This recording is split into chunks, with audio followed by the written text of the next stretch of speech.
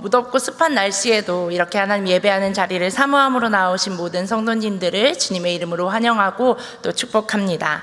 이 밤에 우리가 하나님의 은혜로 말미암아 이 진리의 말씀으로 우리의 삶이 새롭게 변화되는 시간 되기를 간절히 소망합니다.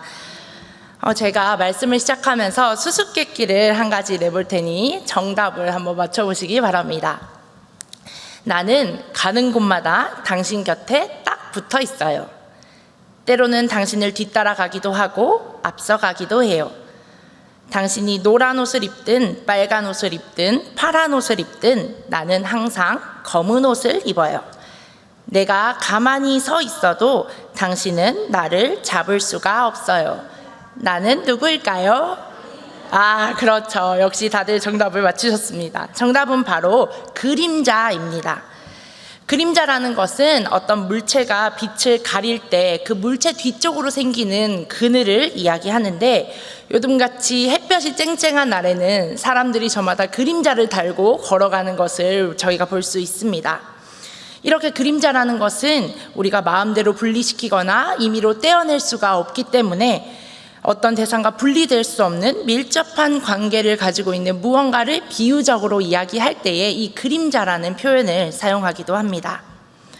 오늘 본문에서도 우리는 지울 수 없는 비밀스러운 그림자를 가지고 살아가는 한 사람을 만나게 됩니다. 과연 그는 어떤 사람이고 그에게 드리워진 그림자란 어떤 것이었는지 그 삶의 이야기를 한번 들여다보도록 하겠습니다. 요단 동편 길르앗 지방에 속한 로드발이라는 땅에 살던 이 사람의 이름은 바로 므비보셋입니다. 마길이라는 사람의 집에 머무르고 있던 그는 이 세상에 없는 사람처럼 되도록이면 눈에 띄지 않게 살고자 노력해왔습니다. 그 누구도 자신을 찾거나 주목하지 않고 조용히 살아난 것이 그의 가장 큰 소원이었을지도 모릅니다. 그러나 결국 그 간절한 소원이 산산이 부서지는 날이 오고야 말았습니다. 어느 날 한 낯선이가 마길의 집을 찾아왔습니다. 놀랍게도 그가 찾는 이는 집주인인 마길이 아니라 므비보셋이었습니다. 심지어 그는 자신이 다윗의 명령을 받아 예루살렘에서 온 사람이라고 말했습니다.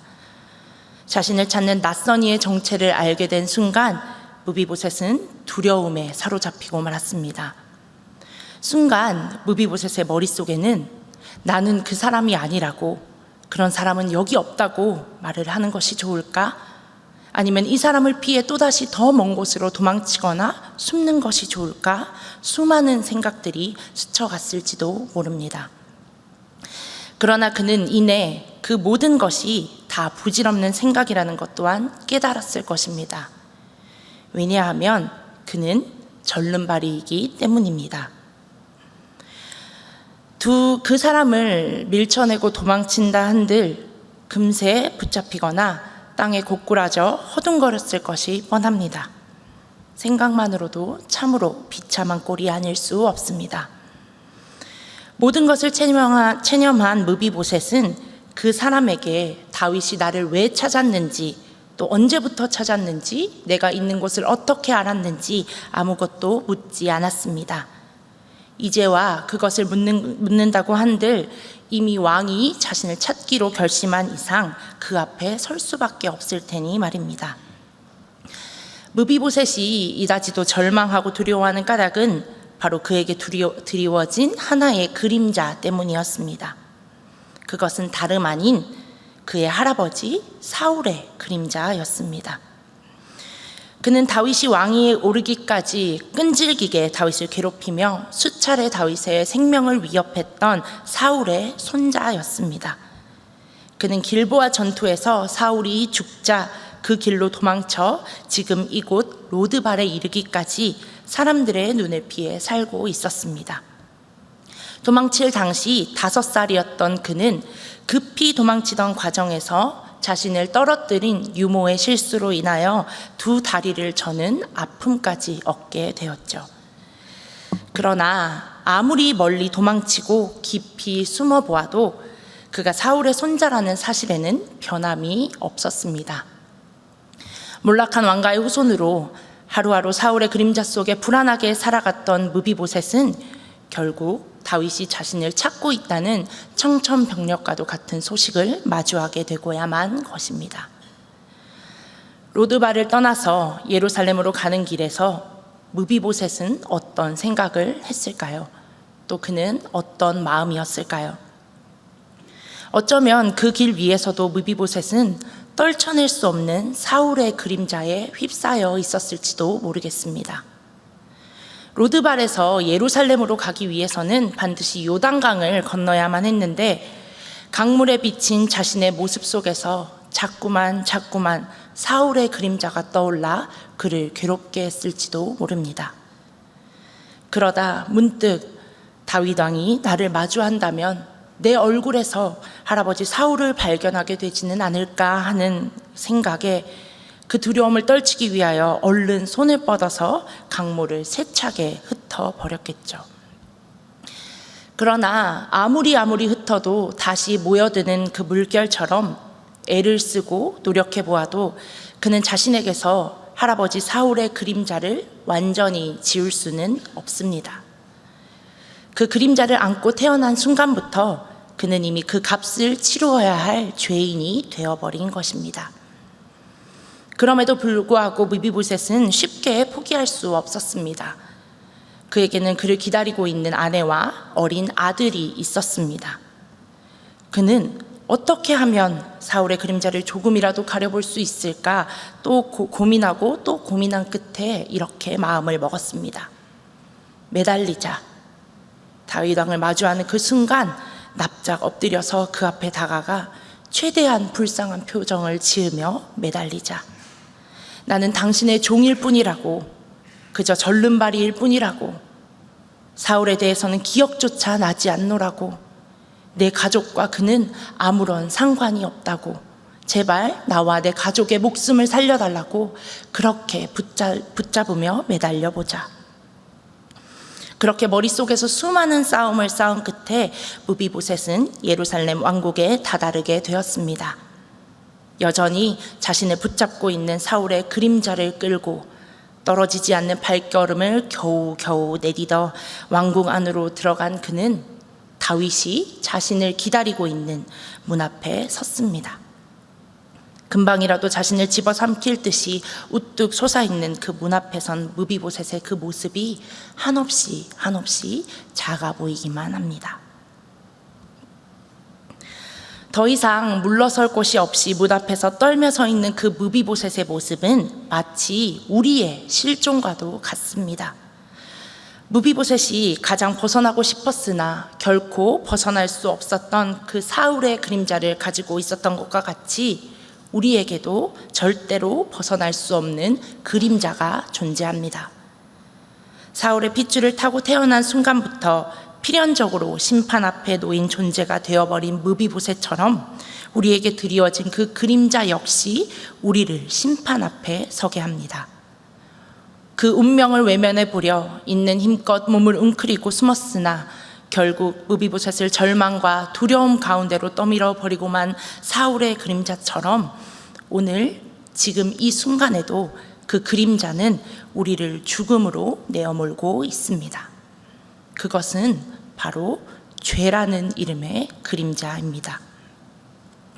우리가 태어난 그 순간에 우리는 이미 그 죄의 그림자에 우리의 존재를 내어 맡기게 됩니다. 이것은 단순히 행위의 문제가 아니라 타락한 본성을 지닌 인간 존재의 근본적인 죄성으로부터 기인한 것입니다. 인간이라고 하는 유한하고 나약한 존재인 우리의 그 실존은 본질상 진노의 자녀가 될 수밖에는 없습니다. 그렇게 드리워진 죄의 그림자는 시시때때로 우리의 생각 그리고 마음, 말과 행동으로 퍼져나가 그 실체를 나타냅니다. 그리고 우리가 그것에 대해서 올바르게 분별하지 못하고 경계하지 못하는 순간순간마다 그 그림자를 더 길게, 더 넓게, 그리고 더 선명하게 드리워가면서 그 영향력을 확장해가는 것입니다.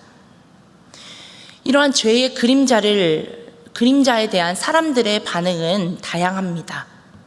먼저는 그 그림자 자체를 거부하고 부정하려는 사람들이 있습니다. 죄인이라는 자신의 그 실존을 인정하지 않는 것이죠. 나는 죄인이 아니라고, 나는 죄와 어떠한 상관도 없다고, 당신이 무엇이길래 나를 죄인이라 말하냐고 펄쩍 뛰면서 얼굴을 붉힐 것입니다.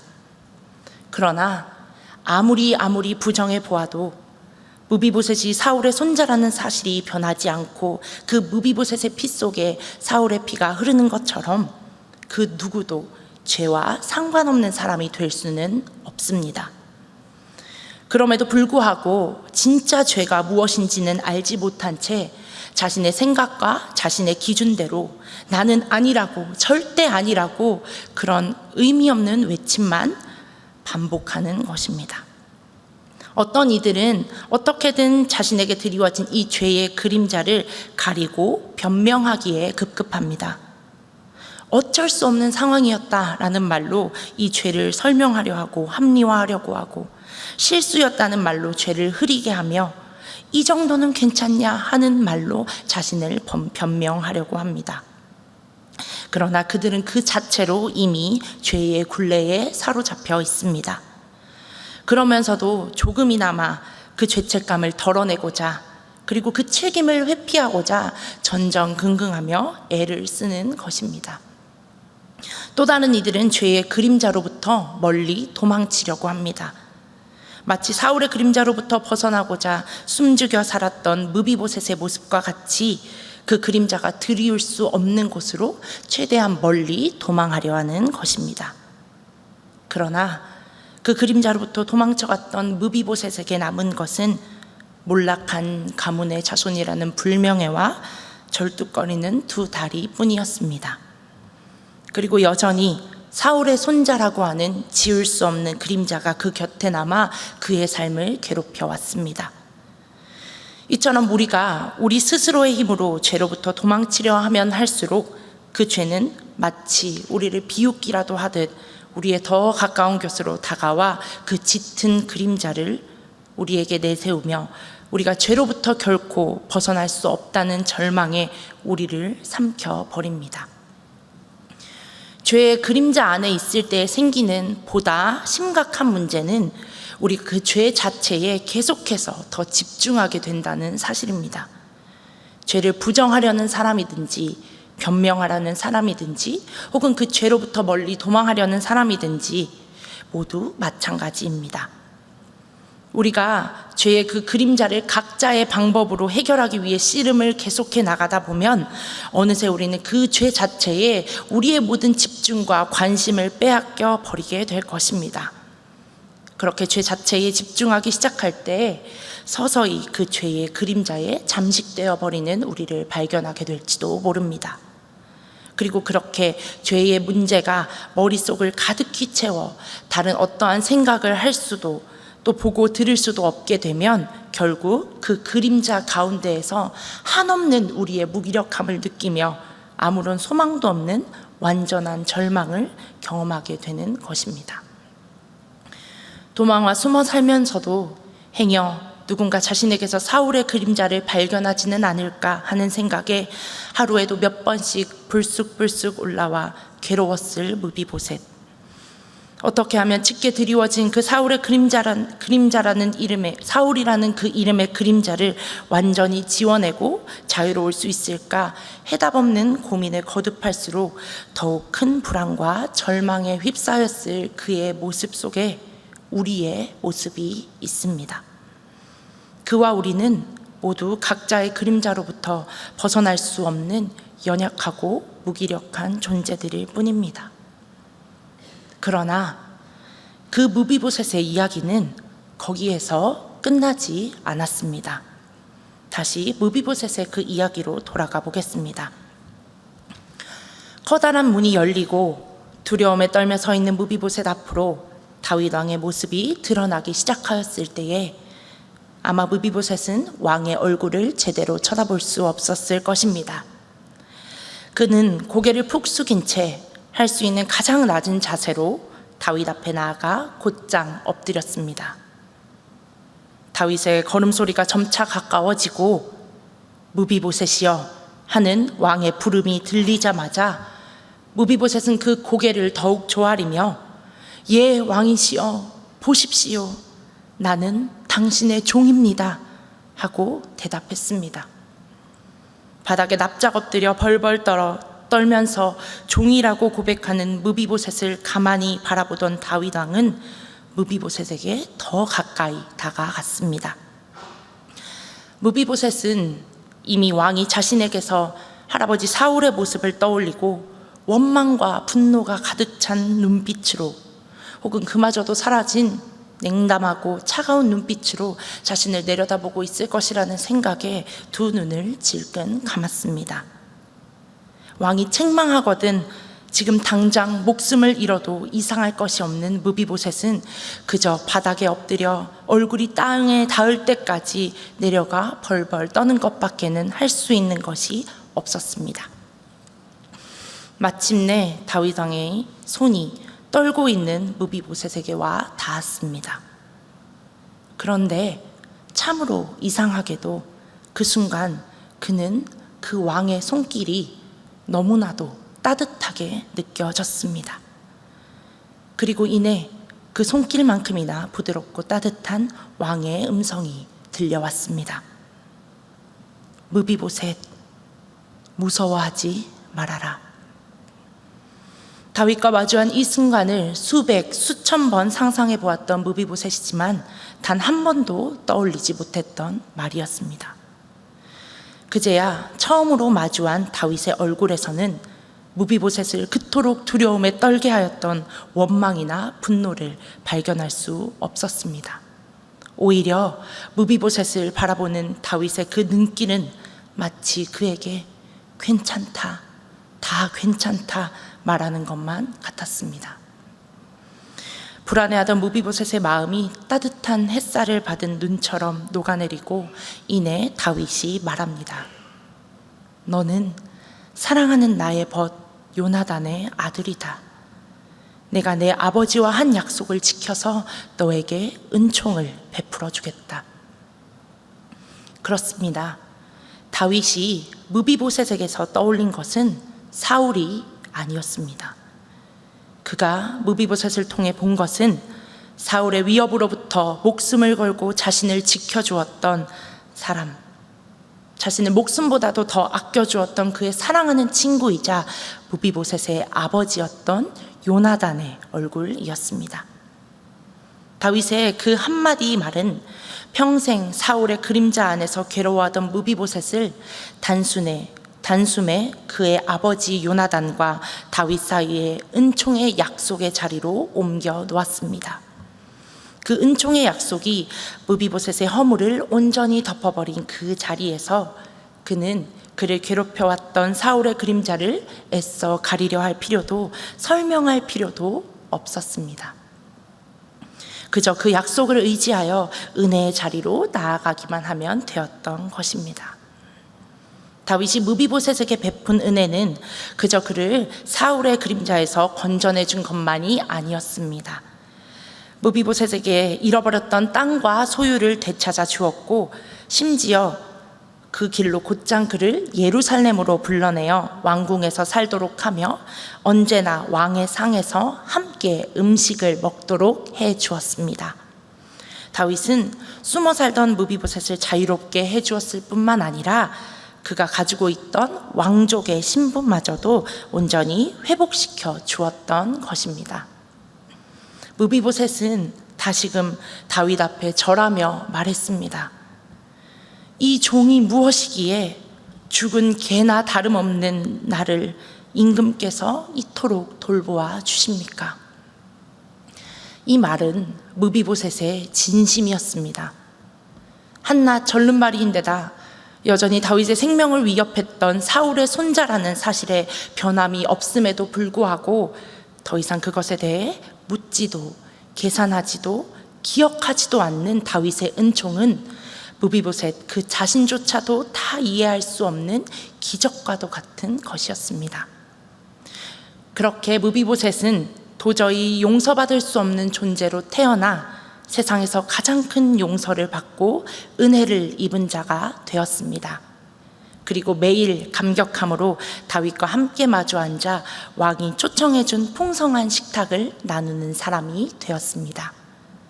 그의 삶을 드리워진 것은, 그의 삶 속에 드리워진 것은 더 이상 어두움의 그림자가 아닌 은총과 은혜의 그늘이었습니다. 비록 바닥에 납작 엎드려 이마를 땅에 대고 두려워 떨던 무비보셋에게 다가간 것은 다윗의 손이었지만 무비보셋에 대한 다윗의 이 은총의 사건은 단순히 그 사건 자체를 넘어서서 우리로 하여금 보다 온전한 사랑과 은혜를 떠올리게 합니다. 이 땅에 머무는 모든 순간 갇히고 눌린 많은 사람들에게 노임을 선포하고 마침내 사랑의 십자가 위에서 수많은 죄의 그림자를 지고 살아가는 사람들에게 새로운 은혜의 때를 보이신 그분, 바로 은혜의 주님 예수 그리스도이십니다. 그렇게 가장 낮은 자리로 오셔서 죄인들을 부르시고 그 앞에 나오는 모든 사람들의 죄의 그림자를 덮으시며 누구에게나 예외 없이 십자가의 사랑과 용서의 은혜를 베풀어 주시는 예수 그리스도의 그 은총은 다시금 새로운 시간 속으로 스며들어서 지금 이 자리 우리에게까지 흘러왔습니다. 우리 예수님께서는 사울의 그림자에 사로잡혀 하루하루 완전한 절망 속을 살아가던 그 무비보셋을 기억하여 불러낸 다윗과 같이 우리가 죄의 그림자로 인하여서 절망 속에 사로잡혀 있는 그때에 우리 한 사람 한 사람을 기억하여 불러내십니다. 그러나 조건 없이 베풀어 주시는 예수 그리스도의 은혜의 자리가 이미 마련되어 있을지라도 우리가 우리에게 드리워진 그 죄의 그림자를, 그 그림자 자체에 집중하여서 그것을 우리의 마음과 시선을 모두 빼앗긴 채 머물러 있다면 그 은혜의 부르심은 아무런 소용이 없습니다. 우리가 죄의 그림자와 씨름하면 씨름할수록 결국 우리의 힘으로는 아무것도 할 수 없는 절망만이 우리에게 남을 뿐입니다. 그렇게 은혜로의 부르심을 알아채지도 응답하지도 못하고 오히려 죄의 그림자 속을 맴돌며 전전긍긍하게 될 것입니다. 그렇기에 우리가 해야 할 일은 죄의 그림자를 외면하거나 변명하거나 도망치거나 스스로의 힘으로 그것을 해결하려 애쓰는 것이 아닙니다. 오히려 우리에게 드리워진 그 짙은 죄의 그림자를 외면할 수도 변명할 수도 도망칠 수도 없는 존재들이기에 오직 은혜로만 살 수 있는 나인 것을 철저하게 인정해야 합니다. 그리고 그 절박한 심정 그대로, 죽을 수밖에 없는 죄인인 우리의 존재의 나약함 그대로 예수 그리스도 앞으로 나아가야 하는 것입니다. 그렇게 우리가 주님 앞에 나아가 우리의 시선과 마음을 주님 앞에 내어드릴 때에 예수님께서는 그 한없는 은혜의 손을 뻗어 우리를 따뜻하게 감싸 안아 주실 것입니다. 우리가 그렇게 예수님의 품에 안긴다는 것은 마치 커다란 그늘 아래로 들어가는 일과도 같습니다.